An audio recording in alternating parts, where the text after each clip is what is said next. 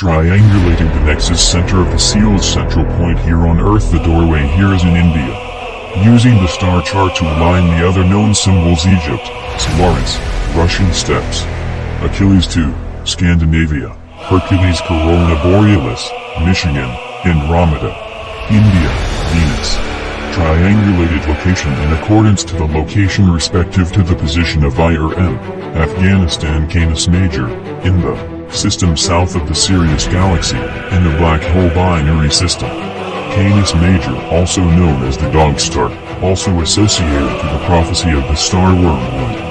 Given the length of time that containment has been sealed, the question is not who is locked up in there but what has lasted all this time suspended in the black hole and still approached with caution as a still present threat. Xenomorphic bioweapons project is a highly possible answer considering available sources. As for the other question, yes, mankind was left a tool to be able to stand guard and see into the prison. Though it is very dangerous in these things, these jinn were to outdo dead and are vicious and very cunning. They learn fast and were made to be the perfect world destroyer.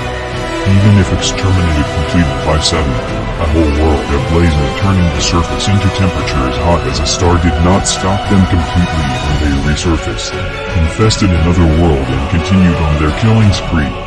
They completely annihilated their makers. There are 9 seals altogether. The legends say 7 in order to keep secret the last 2 seals. The seals on Earth are connected to the obelisk monoliths that is a 5th, dimensionally designed prison structure. To see into the prison you must use the Eye of Jub, or what you would call an Ouija board, to channel your inner eye, the Eye of Jub, to safely look into the prison without becoming consumed by the living darkness within and becoming an archon. As far as him walking free, no, not really, unless you count the sarcastic set free from the mortal coils of life.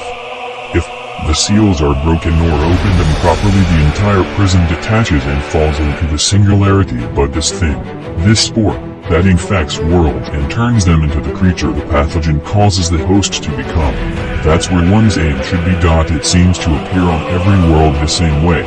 It begins as a type of genetically grown augmented mold spore. It blossoms into a phosphorus, a dreading mushroom that pollinates the first strain, but it isn't pollen the mushroom caps produce.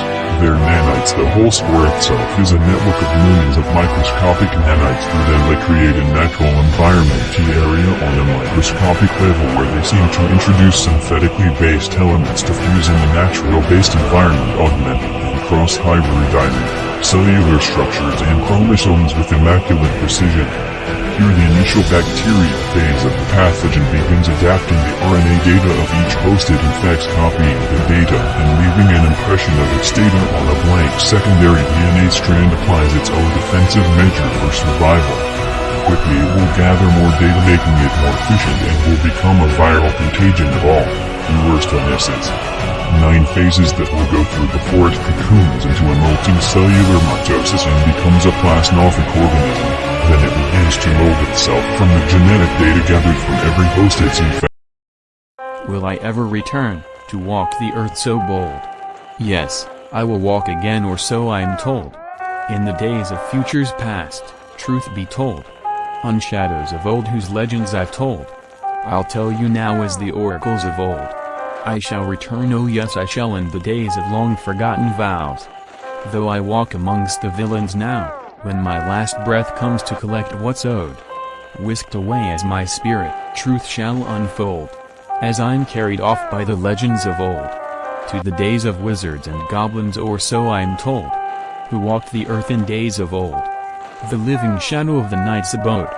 For I am the source of its old soul. Incarnate of evil, seed of sin and lord of darkness are titles others bestow. For I am he who was born of sin, a repercussion mankind's sins owed.